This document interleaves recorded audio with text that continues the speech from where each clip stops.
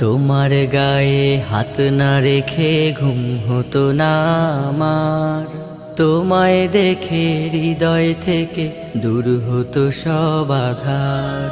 তোমার গায়ে হাত না রেখে ঘুম হতো না আমার, তোমায় দেখে হৃদয় থেকে দূর হতো সব আধার।